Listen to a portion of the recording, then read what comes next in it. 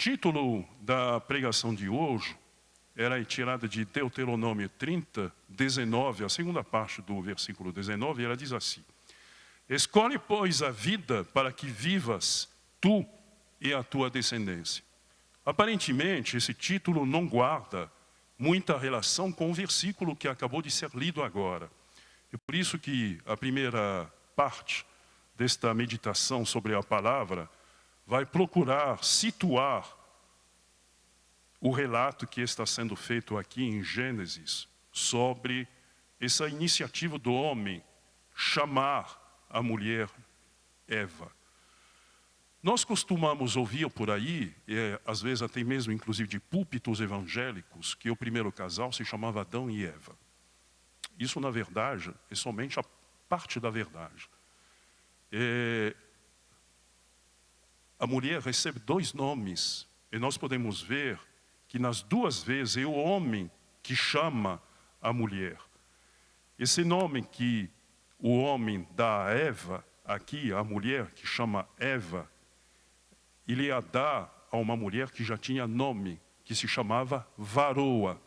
Varoa porque é tirado do varão, exatamente para poder indicar essa continuidade entre o homem e a mulher, entre o varão e a varoa. Isso nós vemos no versículo 23 do capítulo 2 de Gênesis, que diz assim: e disse o homem, esta afinal é osso dos meus ossos, e carne da minha carne, chamar-se a varoa, porque do varão foi tomado. Então nós vemos que é o homem que dá o nome à mulher, à varoa. E nesse sentido que inclusive a Bíblia afirma a autoridade masculina. O fato do homem ser o sacerdote do lar, ser o cabeça do lar, se estabelece através de alguns versículos já no livro de Gênesis, que são bem claros neste particular. O homem, ao dar nome à mulher, estabelece também sobre ela a sua liderança, uma liderança que é bondosa, uma liderança que é, na realidade, de alguém que a guia, que guia uma auxiliar idônea que foi feita por Deus para complementá-lo, para que ele não vivesse sozinho e para que ele pudesse ser realizado, se realizar na sua plenitude, na plenitude da sua condição humana. Mas é o homem que dá esse nome à varoa. Isso antes da queda. Depois da queda, de forma interessante, a mulher recebe um novo nome. E isso não é por acaso. Esse novo nome, ele é portador de esperança. Eva significa a mãe dos viventes, a viva. Em hebraico, Hawa, significa aquela que vive, aquela que tem a vida. E um sinal interessante aqui, é um raio de sol, é uma luz de esperança num quadro desolador. Num quadro em que depois do pecado, o homem acusa Deus de ter criado a mulher e de ter sido, de certa forma, a causa da queda. Ele diz: Deus, essa mulher que tu me deste, me fez pecar. Em suma, é isso que o homem repreende, falando a Deus, de certa forma, o repreende. Ele não apenas acusa a mulher, mas acusa indiretamente a Deus de ter criado a mulher e desta forma de ter induzido o homem a pecar. Nós vemos depois a mulher acusando a serpente. O que é interessante é que nenhum dos dois assume a sua responsabilidade e o homem também é incapaz de arrependimento. A mulher também é incapaz de arrependimento. Não há cena de arrependimento no Jardim do Éden, como a gente já viu. E isso configura a entrada da morte espiritual. De fato, por que não há arrependimento no Jardim do Éden? É porque se cumpriu, na realidade, aquilo que Deus tinha prometido como maldição, uma cláusula de maldição, caso o casal desobedecesse à ordem de Deus de não tomar do fruto da árvore do bem e do mal. Como houve descumprimento, o próprio Deus, então, acionou a cláusula de maldição e, em função disso, houve morte espiritual. Como é que nós podemos comprovar isso? Porque não há arrependimento do casal. o casal é incapaz de arrependimento, porque já morreu espiritualmente. Antes mesmo da morte física, a morte espiritual entrou em cena. Mas no meio deste quadro desolador, porque verdadeiramente é um quadro desolador, em que inclusive o próprio Deus vai dizer que por causa desse pecado, a terra vai ser amaldiçoada. E a primeira coisa que Deus coloca, inclusive, não é nem o fato do casal ter comido da árvore proibido. Porque no versículo 17 nós vemos que Deus diz a Adão, e a Adão diz, visto que atendeste à voz da tua mulher, e comeste da árvore que te ordenaram não comesses, maldita é a terra por tua causa. Aí vem toda uma série de maldições, inclusive, não apenas sobre a terra, mas também sobre outros aspectos da vida. A vida começa a se tornar penosa. O parto, que é algo natural, começa a se tornar um parto doloroso. O trabalho, que era uma bênção no jardim do Éden, em que o homem foi encarregado de lavrar, de cultivar o jardim e de guardá-lo, se torna também pesado. Tudo isso, na realidade, se deve ao fato do homem, do varão, ter atendido a voz da mulher e dos dois terem comido da árvore. Então nós vemos que pesa aqui sobre o homem o fato de ter atendido a voz da mulher, quando ele, na realidade, deveria ter liderado, deveria, na realidade, ter orientado a mulher sobre quem Deus o tinha constituído líder e cabeça, porque inclusive já tinha dado o homem, dado nome à mulher, chamando-a varoa. Mas num segundo momento, nós vemos uma luz de esperança. Por quê? O mesmo homem que acusa Deus de ter criado a mulher, o mesmo homem que é incapaz de se arrepender e de assumir a responsabilidade pelo pecado, porque quem é homem, quem é líder, assume a responsabilidade, chama-se a responsabilidade. Isso não foi feito, mas nesse momento, de forma sobrenatural, porque é a intervenção de Deus nisso, porque entrega a si mesmo, o varão seria incapaz de tomar essa iniciativa. Mas neste momento nós vemos a poderosa influência de Deus.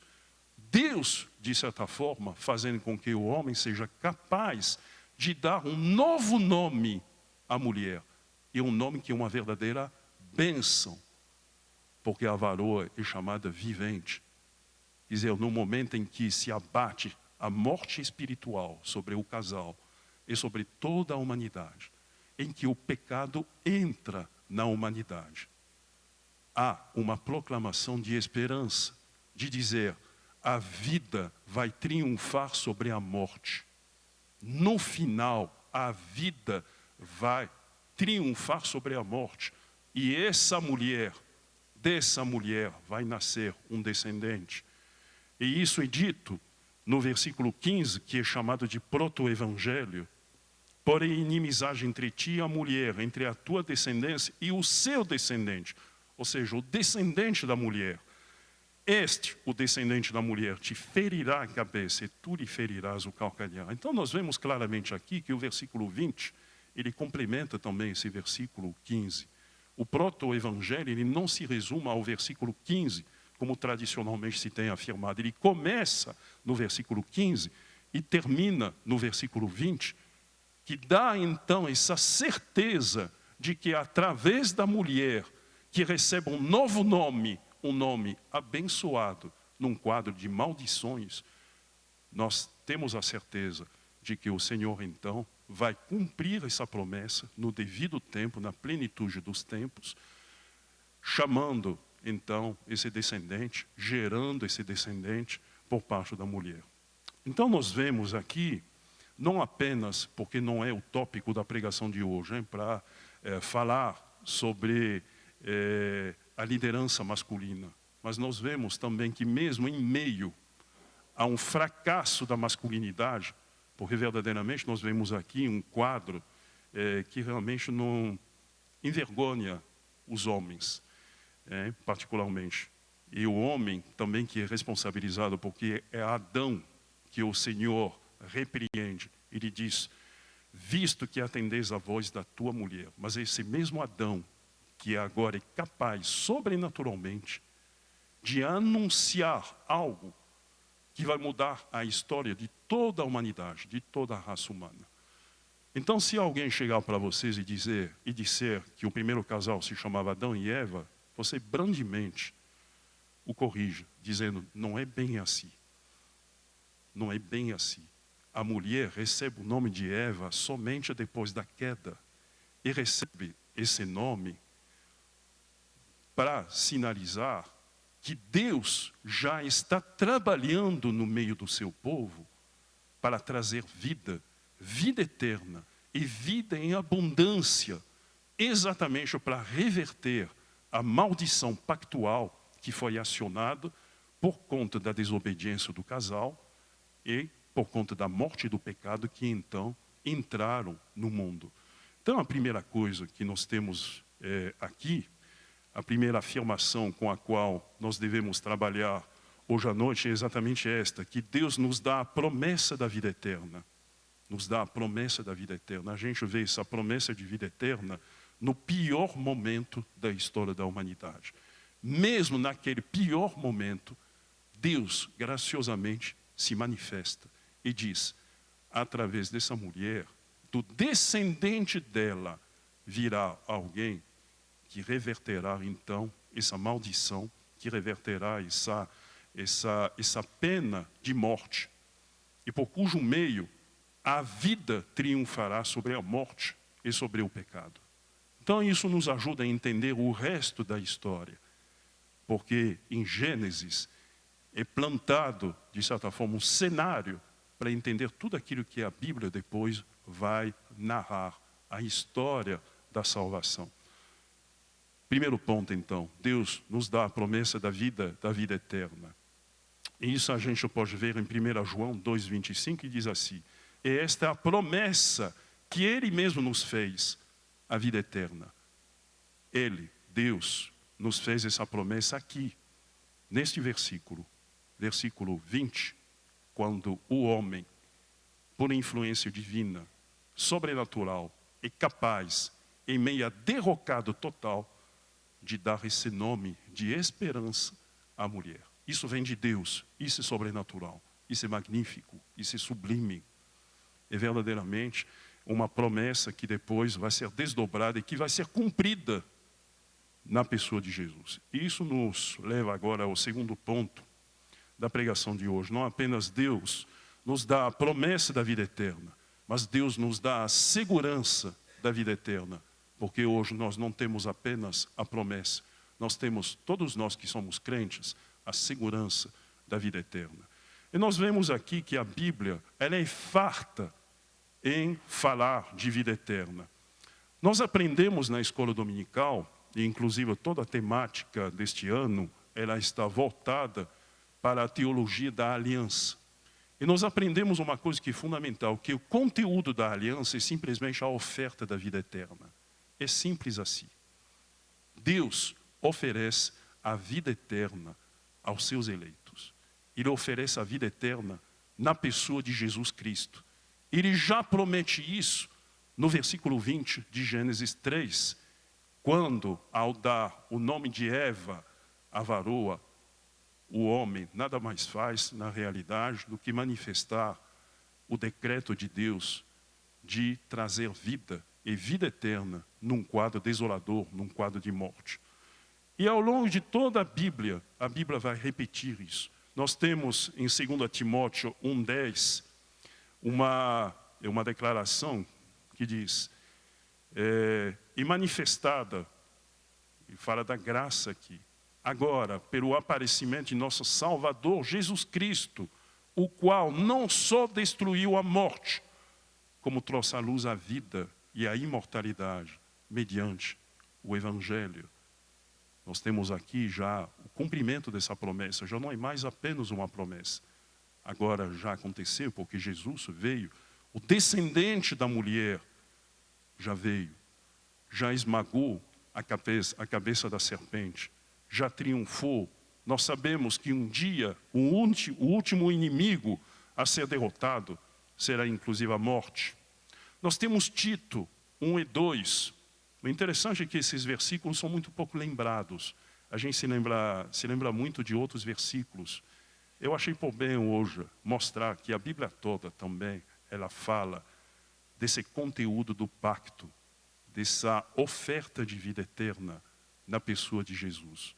Tito 1, 2 diz assim: na esperança da vida eterna, que o Deus que não pode mentir, prometeu antes dos tempos eternos. O que é interessante é que Tito, inclusive, coloca essa promessa antes do relato de Gênesis. O relato de Gênesis, então, que já se situa no tempo, logo depois da queda, ele simplesmente executa, manifesta um decreto que foi tomado antes dos tempos eternos. O Deus que não pode mentir prometeu antes dos tempos eternos. Nós temos Romanos 6, 23, que é muito conhecido. E esse realmente não dava para deixar de lado. Porque o salário do pecado é a morte. Mas o dom gratuito de Deus é a vida eterna em Cristo Jesus, nosso Senhor. Isso todo mundo sabe, até de cor. Mas tem muitos outros que falam também sobre vida eterna. Todo o Evangelho de João, praticamente, está estruturado em torno dessa reafirmação da vida eterna. O próprio Jesus vai dizer, em João 17, por exemplo, a partir do versículo 2, a fim de que ele conceda a vida eterna a todos os que lhe deste. E a vida eterna é esta, que te conheçam a ti, o único Deus verdadeiro, e a Jesus Cristo, a quem enviaste. A Bíblia, ela não erra o alvo. Ela não promete qualquer tipo de vida eterna. Ela diz por meio de quem vem essa vida eterna? Por meio de Jesus, somente por meio dele. Não há outra possibilidade de se ter vida eterna a não ser em Jesus, que é o cumprimento dessa promessa que foi feita pelo Deus que não pode mentir na eternidade e que foi expressa então pelo homem que tinha acabado de cair, mas que como um instrumento de Deus também, ao dar esse novo nome à mulher, Eva, a vivente, a portadora da vida num cenário de morte, acabou também naquele momento testemunhando do poder de Deus sobre a morte, sobre o pecado. E aquilo que era esperança, que era promessa naquele momento, se torna então cumprimento na vinda de Jesus. Em 1 João 2,25, isso é reafirmado. E esta é a promessa que ele mesmo nos fez. Mais uma vez, o tempo é passado, a vida eterna. João 10,10. E eu vim para que tenham vida e a tenham em abundância. Mais uma vez, o conteúdo do pacto. Se alguém tem dúvida sobre aquilo que está sendo ensinado na escola dominical, comece a aprender o mais simples. Qual é o conteúdo da aliança? Oferta da vida eterna. Deus oferece vida eterna e vida em abundância a todos os seus filhos, a todos os seus eleitos. É simples assim. O resto é simplesmente consequência disso. E isso é motivo de grande alegria, uma alegria que tem que ser novamente proclamada e compartilhada aqui nesta noite. 1 João 5,11, e o testemunho é este, que Deus nos deu a vida eterna, e esta vida está no seu Filho. João 11,25, disse-lhe Jesus, eu sou a ressurreição e a vida, quem crê em mim, ainda que morra, viverá. E essa também que é bem conhecida, João 14,6, eu sou o caminho e a verdade e a vida, ninguém vem ao Pai, senão por mim.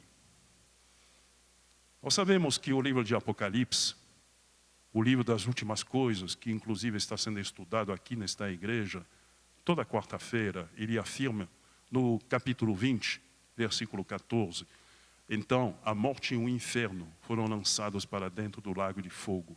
Essa é a segunda morte, o lago de fogo, a morte.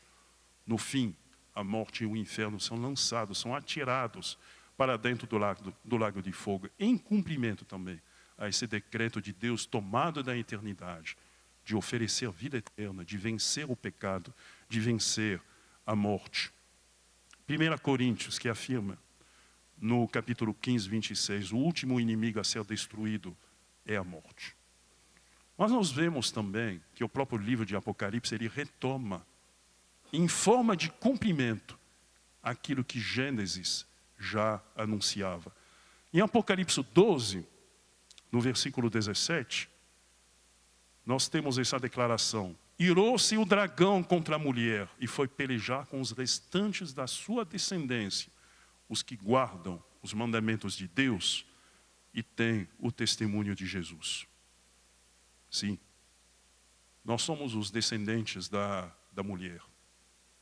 Somos os descendentes da mulher, aqueles que guardam os mandamentos de Deus e têm o testemunho de Jesus. Essa mulher, ela tem sido identificada, com o passar do tempo, com a própria igreja, com o próprio Israel de Deus, do qual o nosso Senhor e Salvador suscita um descendente da linhagem de Davi. Nós temos aqui essa parte de cumprimento. Nós temos também essa grande alegria de saber que, na eternidade, todos nós que somos eleitos, e somente nós que aceitamos a Jesus, seremos alimentados o tempo todo pela árvore da vida, que é o próprio Jesus. Apocalipse 2:7 também nos dá essa certeza, diz assim, quem tem ouvidos, gente, quem tem ouvidos aqui nesta noite, ouça o que o Espírito diz às igrejas. Ao vencedor, dar-lhe-ei que se alimente da árvore da vida, que se encontra no paraíso de Deus. E novamente, essa promessa repetida em Apocalipse 22:2, no meio da sua praça, de uma e outra margem do rio, está a árvore da vida, que produz 12 frutos, dando seu fruto de mês em mês, e as folhas da árvore são para a cura dos povos. E é interessante que, mesmo na eternidade, mesmo quando o pecado for erradicado, Cristo ainda assim continuará nos alimentando eternamente, em eterna e bendita dependência, de tal maneira que para sempre nós estaremos na bendita dependência do nosso Senhor e Salvador. Olha só que coisa bonita aqui em 1 aos Coríntios, capítulo 15. E dita assim, pois assim está escrito, o primeiro homem, Adão, foi feito alma vivente. O último Adão, porém, é espírito vivificante. O que quer dizer espírito vivificante? Que tem vida em si mesmo. Não é como o primeiro Adão, que recebeu a vida de Deus, que recebeu o hálito, o sopro de Deus, para poder ser animado e ter vida. Mas o último Adão, ele tem vida em si mesmo, é o Filho de Deus, é Jesus. É Jesus.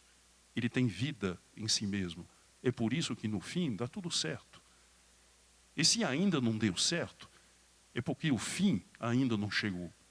Mas quando ele chegar, tudo dará certo, porque a vida triunfará sobre a morte. Porque o eterno decreto de Deus, tomado antes da fundação do mundo, será cumprido em nós. O que mais eu poderia dizer neste momento? Nós já vimos que Deus nos dá a promessa da vida eterna. Acabamos de ver que Deus nos dá a segurança da vida eterna.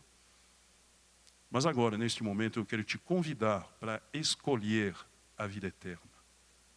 Tem gente que vai pensar, isso é coisa de arminiano, essa questão de escolher. Não, não é. É bíblico.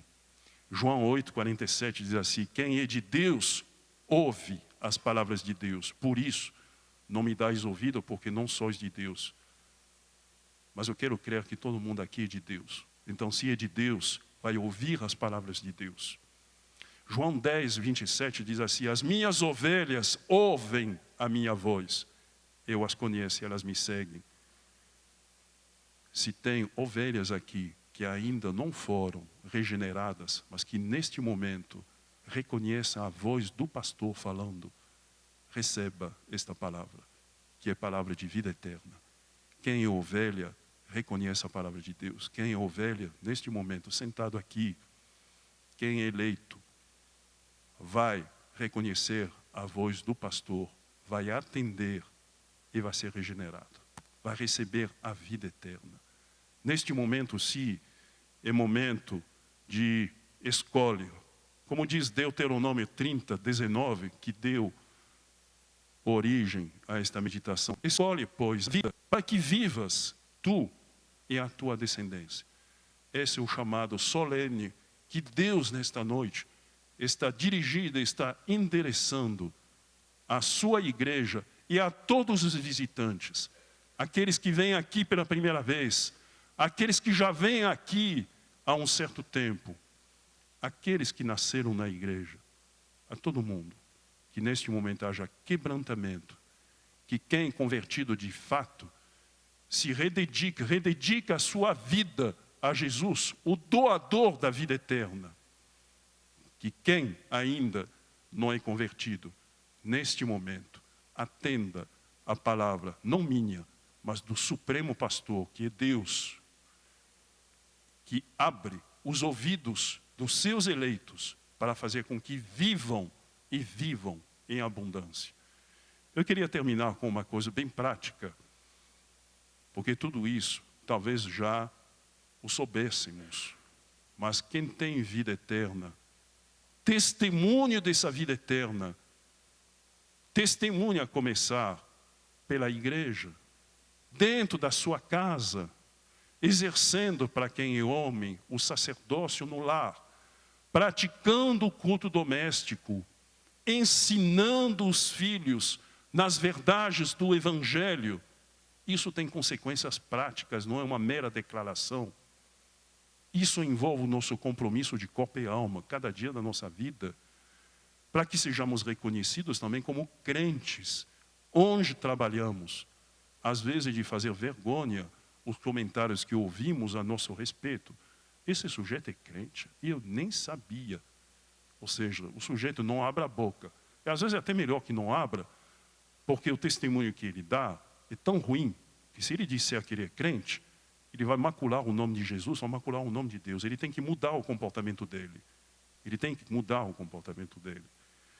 Nós temos também aqui que mostrar que verdadeiramente nós somos portadores dessa vida eterna. Nós não temos vida em nós mesmos. Nós dependemos de Deus e de Cristo para ter essa vida.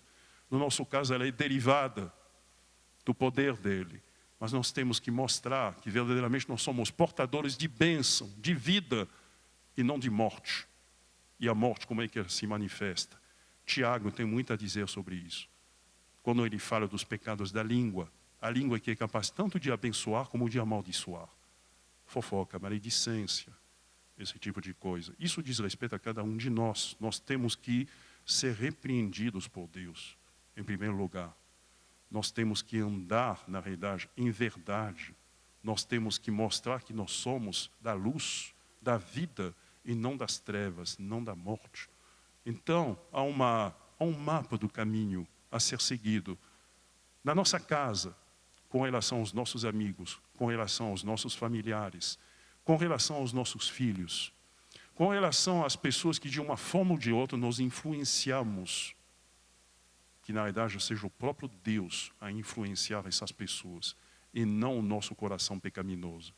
Que possamos então, meus irmãos, acertarmos hoje o desafio de termos em nós vida eterna, vida em abundância e de demonstrar isso.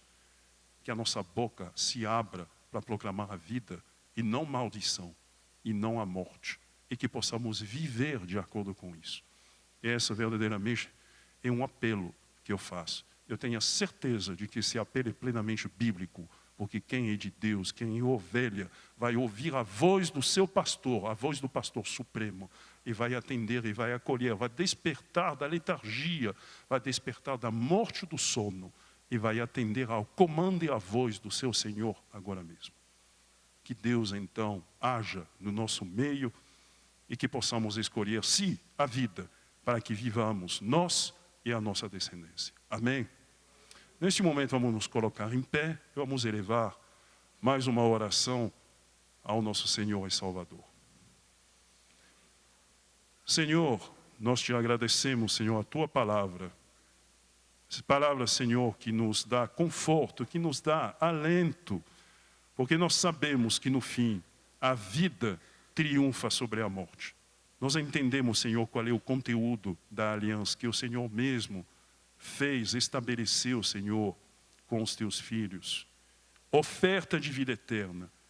Uma oferta que não é apenas uma promessa, mas que já se cumpriu e que se cumprirá também, Senhor, totalmente na glória, quando então estivermos com o Senhor, vivendo eternamente, Senhor, na Tua presença, recebendo de Ti, Senhor, alimento de vida para todo sempre. Ó Senhor, que possamos, Senhor, proclamar essa bênção, essa boa nova, e que se chama assim, porque realmente motiva de esperança num mundo que jaz no maligno, num mundo que é profundamente mau, num mundo, Senhor, que carrega os estigmas, Senhor, dessa maldição que foi lançado sobre toda a terra e os seus habitantes em função da desobediência do primeiro Adão. Mas nós sabemos que o último Adão, que tem a vida em si mesmo, agora também, Senhor, nos vivifica, nos ressuscita, nos chama para junto dEle, para vivermos em santidade, para vivermos, Senhor, uma vida santa, para viver, Senhor, de acordo com os Teus estatutos, com os Teus mandamentos, que possamos guardá-los, que possamos, Senhor, não pela nossa força, porque nós somos incapazes de fazer isso, mas no poder, Senhor, do Teu Santo Espírito que mora em nós, que sejamos capazes, Senhor, então, de viver, de ter essa vida em abundância e de espalhá-la ao nosso redor, que possamos ser, Senhor, os agentes dessa vida eterna e não agentes de morte. Tudo isso, Senhor, nós colocamos diante da Tua igreja, que ela possa ser despertada por Ti, que ela possa ser viva, uma igreja viva, uma igreja que se refugia no Senhor. Este é o apelo que neste momento o Senhor mesmo, com voz poderosa, está dirigindo ao Teu povo. Em nome do Teu Santo Filho Jesus. Amém.